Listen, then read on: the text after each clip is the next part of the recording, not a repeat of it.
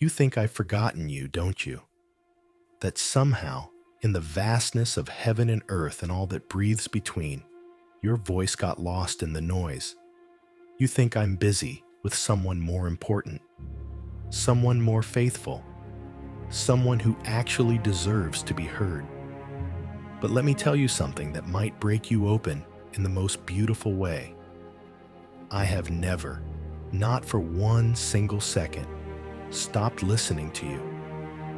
The real reason I haven't answered your prayer yet isn't because I don't care. It's because I care too much to give you what you think you want when I know what you actually need.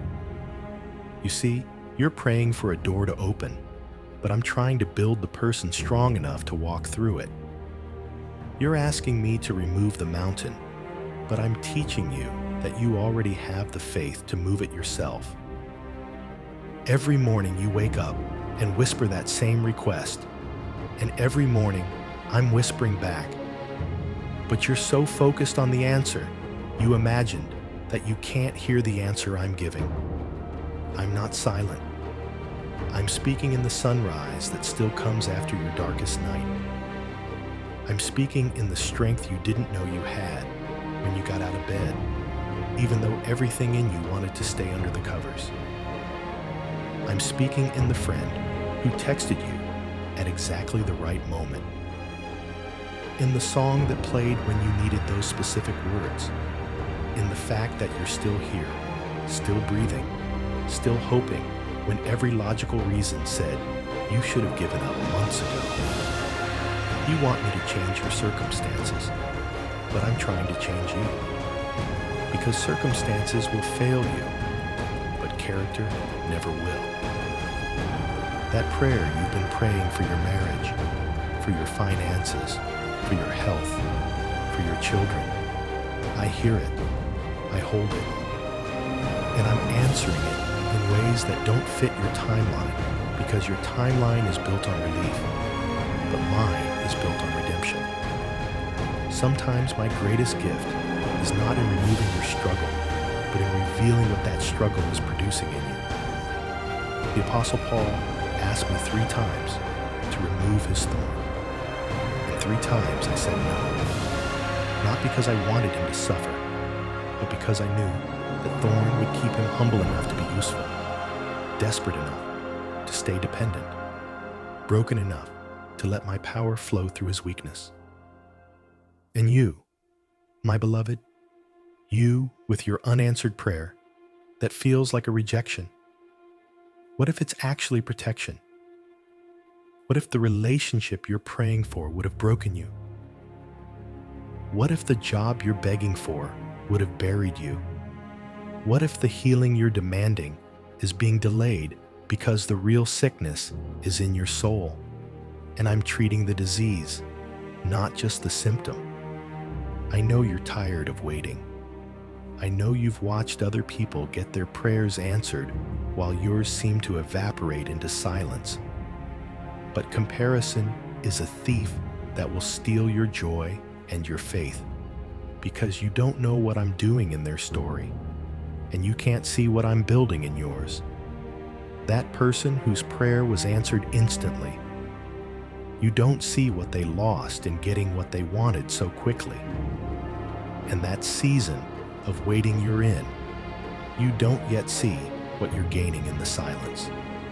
Patience, perseverance, the kind of faith that doesn't need immediate proof, the kind of trust that says, even if you don't, I still will.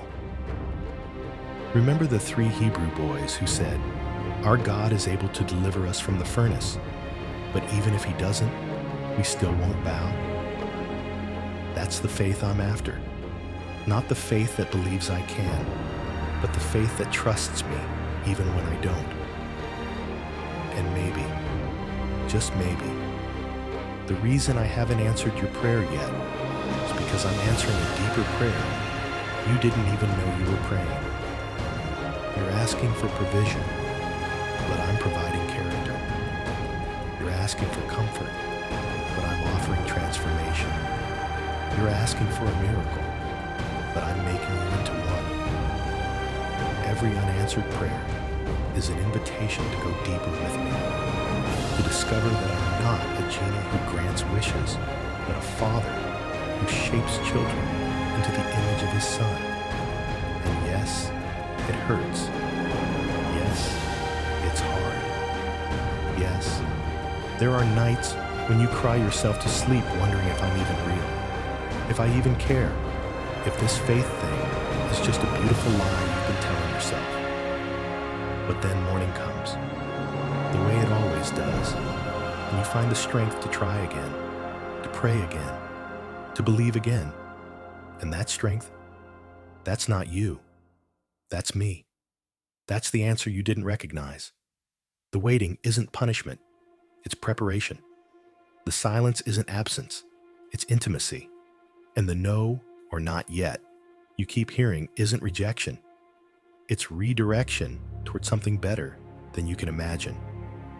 So tonight, when you pray that prayer again, the one you've prayed so many times the words feel worn out, try something different.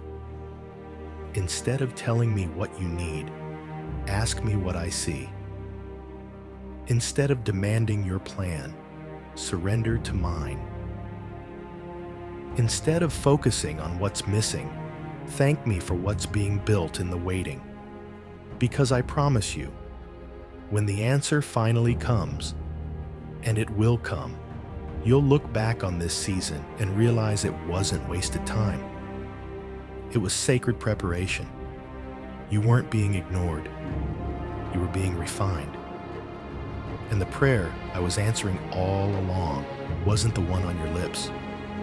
It was the one in your heart, the deepest cry of your soul that said, "Make me more like you."